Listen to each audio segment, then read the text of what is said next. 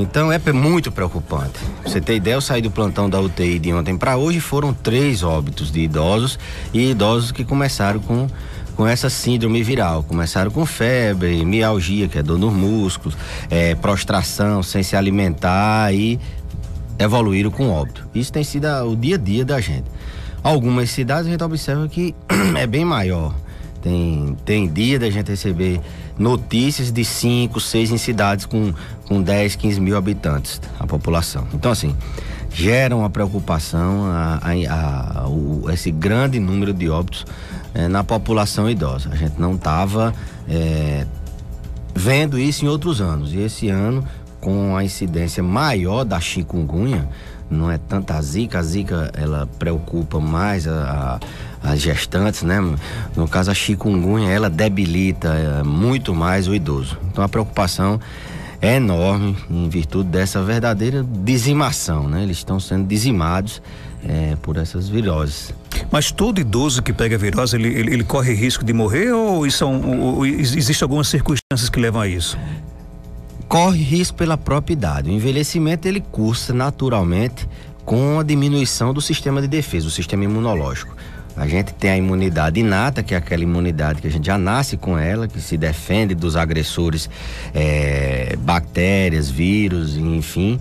E tem a imunidade adquirida, aquela que o organismo produz de acordo com o agente agressor.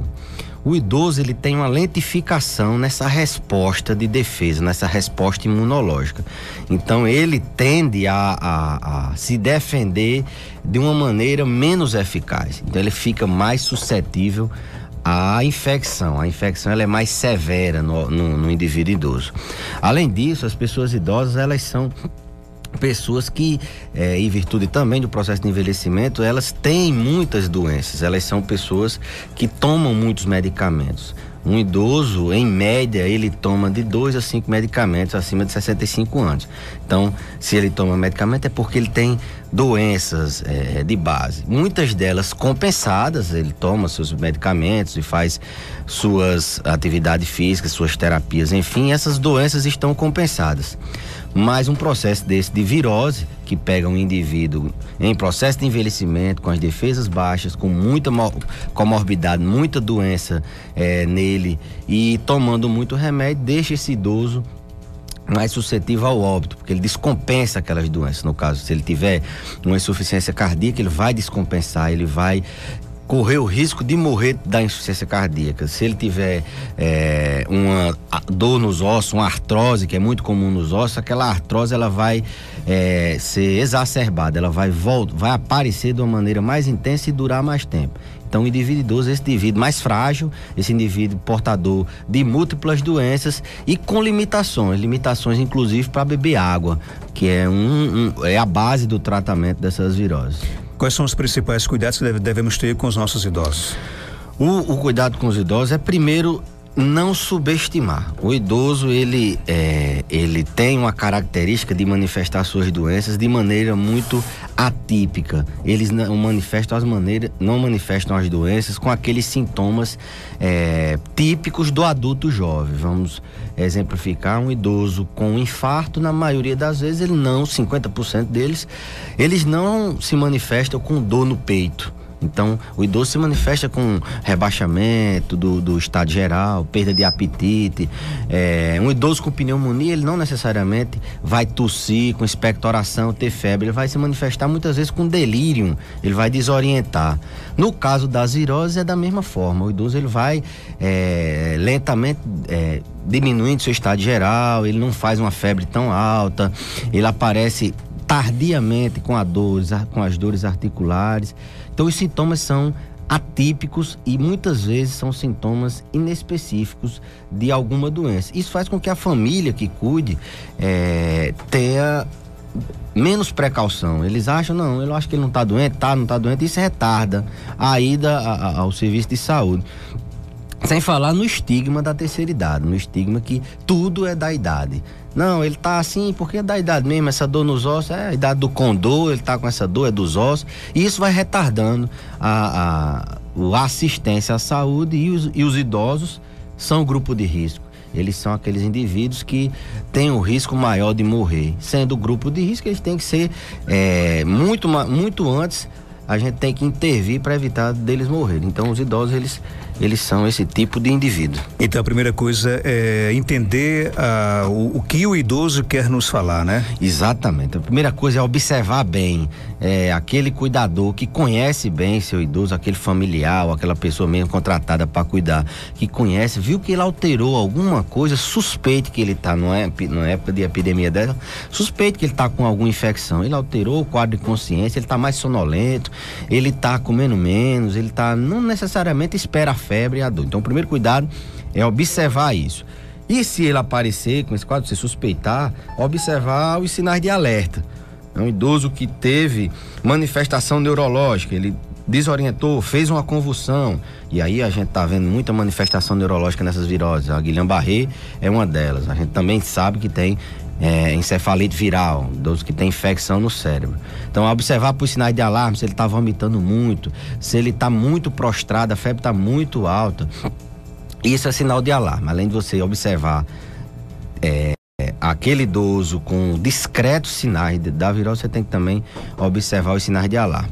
A hidratação é a base do tratamento, ele tem que beber no mínimo 2 litros d'água, às vezes até mais. Mesmo que ele não queira? Mesmo que ele não queira. O idoso, na verdade, ele não tem sede. Todo idoso, além de ele ter uma quantidade de água menor no corpo, o envelhecimento faz com que o idoso tenha menos água no corpo, menos músculo, ele tem mais gordura. Isso o torna um desidratado em potencial. Ele não tem sede e tem pouca água. Então, tem que ficar insistindo, oferecendo, oriento muitas vezes os meus pacientes a levar uma garrafinha. Nessas viroses, eles ficam muito limitados para andar. Muita dor articular, muitos deles findam numa cama pro resto da vida. Não conseguem andar por causa da dor, passa 1, 2, 3 meses.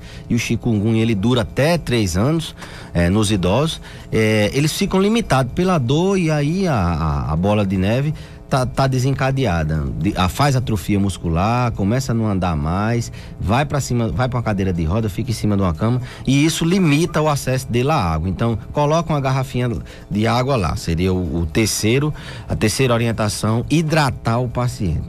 De preferência com suco, água ou aquele soro caseiro. O soro caseiro não é só para diarreia, é para isso quantas vezes por dia? O ideal é você ter um mínimo de 2 litros por dia, mas não toma todo de uma vez.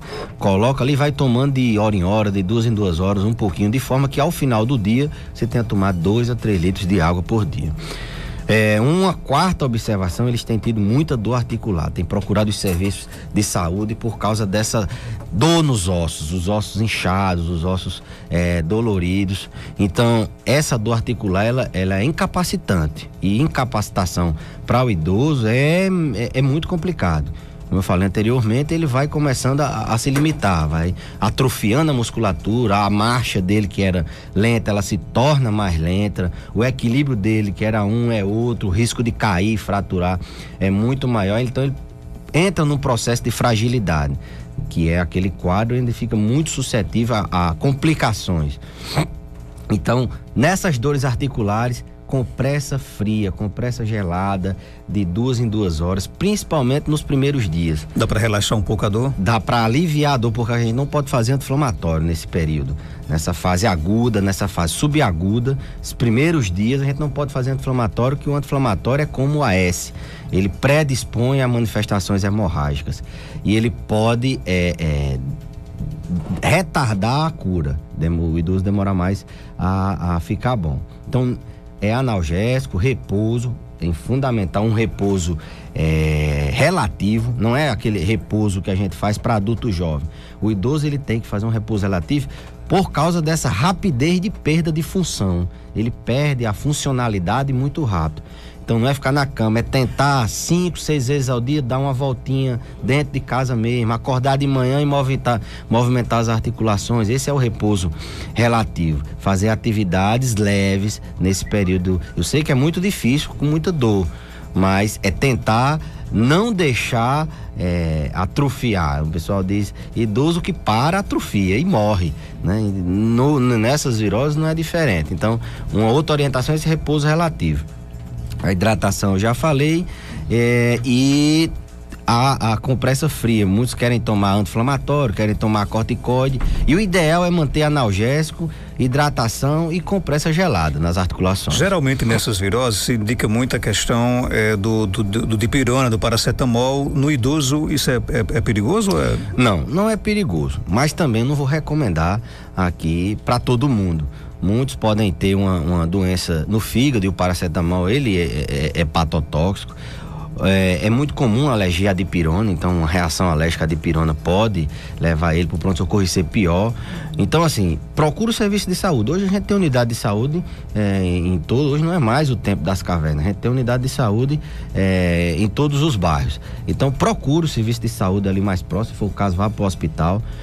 Hidrate, eu sempre digo, doutor, eu posso tomar remédio? Antes de tomar o remédio, se hidrate, pega um copo d'água e vá se hidratando, nem que seja no caminho do hospital, vá bebendo água, e depois o tratamento, a base do tratamento é analgésico. Como eu disse, a gente nos primeiros dias evita o anti-inflamatório, mas caso seja necessário, os idosos depois dessa fase aguda, subaguda, a gente faz anti-inflamatório para dor articular ou mesmo lança mão de analgésicos mais potentes, os opioides, ou em última linha, os corticoides. Então, a medida geral é evitar a automedicação, hidratar, repouso relativo, se observar para os sinais de alerta e para o aparecimento da doença, sabendo de todo esse perfil que o idoso tem de doenças oligossintomáticas, dele ter muita doença de base, tomar muito remédio e procurar o serviço de saúde, né? A higiene também ajuda a combater ou a conviver com esse período que ele está com virose?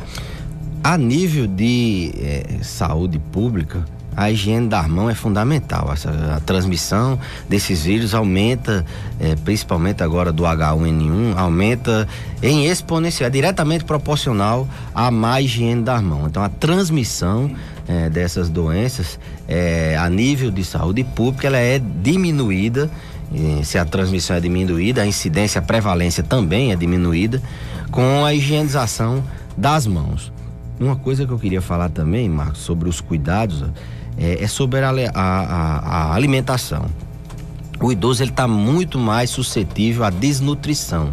Ele é um indivíduo hipercatabólico, ele consome mais as energias, consome mais a proteína, consome mais o carboidrato num processo infeccioso. Então, o idoso, na terceira idade, a gente não está tão preocupado com a obesidade. Não pode isso, não pode aquilo.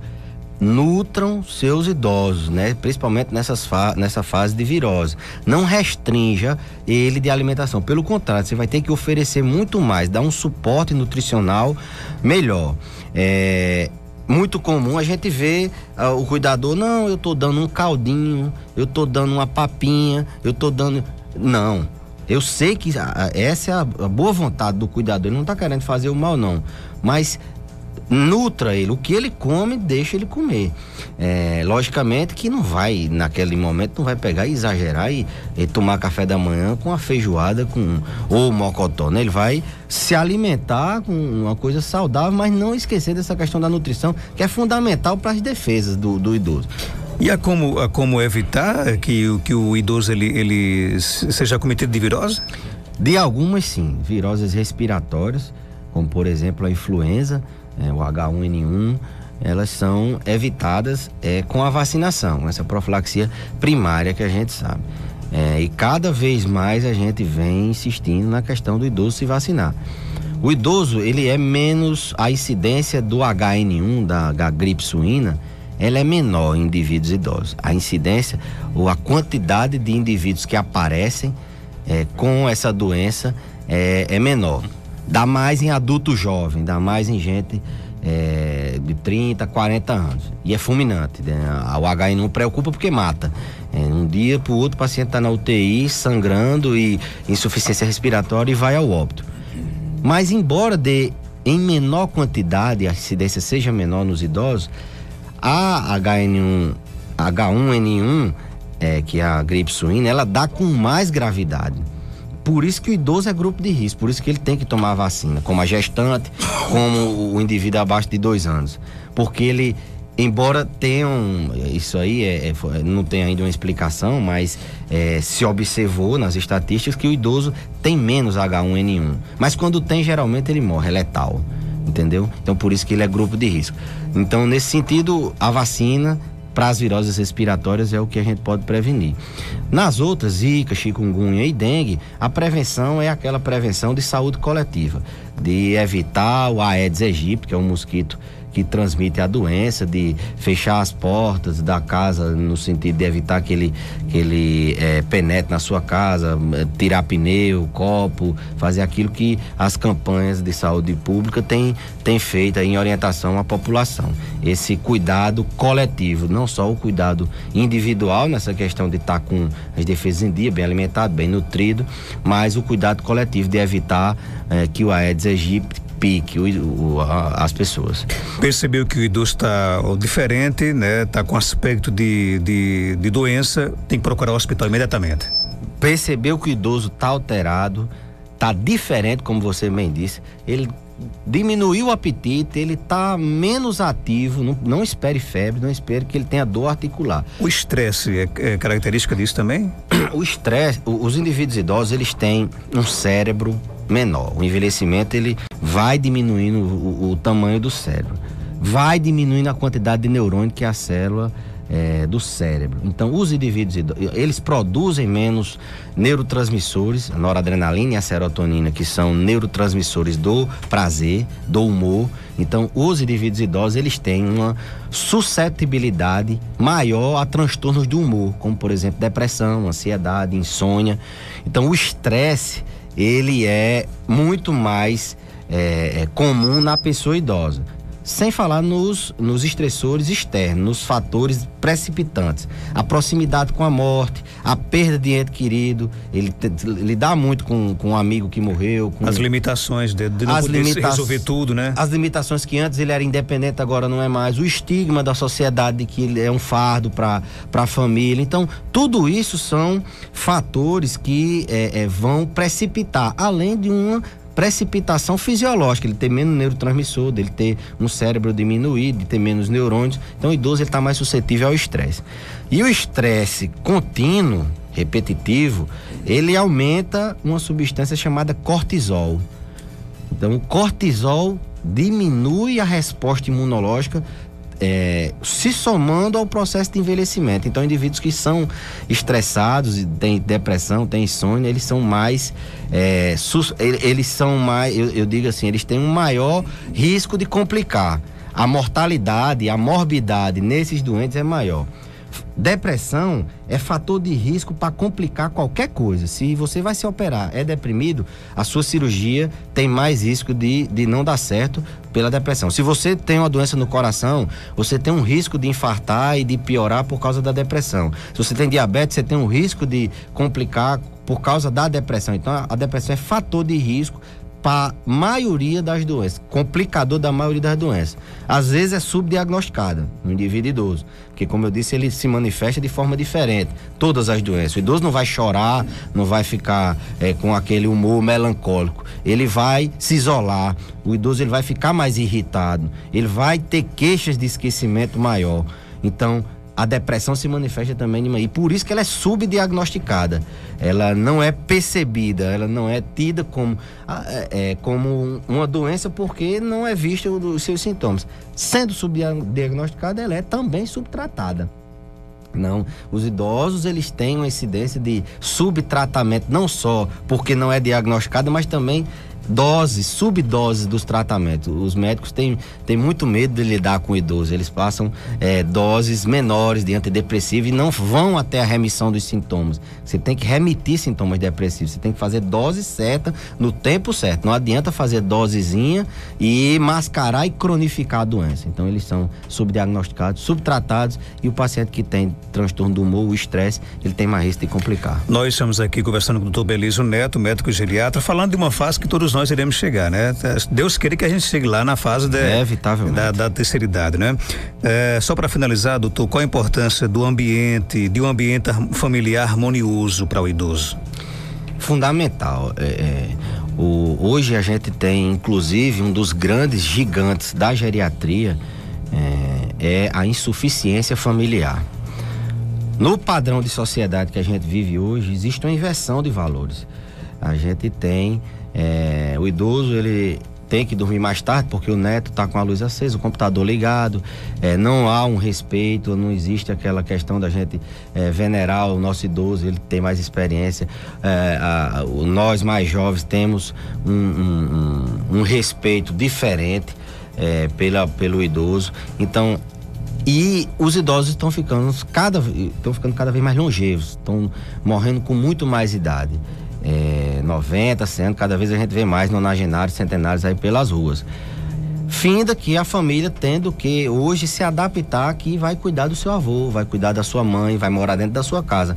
Aquele padrão de você casar, construir sua família e sair de casa, começa a se alterar porque seu pai e sua mãe estão vivos e você que vai cuidar deles. Então, a importância desse ambiente harmonioso é fundamental, não só para assistir bem aquele idoso que ele depende mais, quem mais usa o sistema de saúde são os idosos, quem mais toma remédio são os idosos. É importante para isso, como para evitar transtorno do humor, que eles estão mais suscetíveis, né? Eles entram em depressão mais fácil, e uma das causas dele entrar em depressão é esse desarranjo familiar. Então, essa inversão de valores, de mudança do padrão da sociedade que a gente tem hoje é tudo muito diferente. Isso tem alterado a convivência, e eu acredito muito na família. Tem alterado a convivência familiar, a estrutura familiar tem sido alterada, e a insuficiência familiar é um marcador de mau prognóstico, de desfecho ruim das doenças, dos problemas da terceira idade. Conversei aqui no Panorama 95 com o doutor Belício Neto. Muito obrigado pela sua participação, doutor. Eu que agradeço, Marcos Dantas, Geraldo, amigo Batata que está aqui, pela participação. Queria mandar um abraço para meus alunos lá na universidade, em especial para os alunos lá da Liga de Urgência. A gente é coordenador de uma liga lá e estamos fazendo várias intervenções aqui em Caicó, na comunidade, dando aula. Os alunos treinam crianças na escola para cuidados de emergência que na escola uma criança pode ter. A gente tem feito protocolos lá para o Hospital Regional de Seridó. A gente tem feito inúmeras intervenções através da universidade. Então eu queria mandar um abraço para eles, estão todos na escuta, mandar um abraço para eles e agradecer mais uma vez a oportunidade.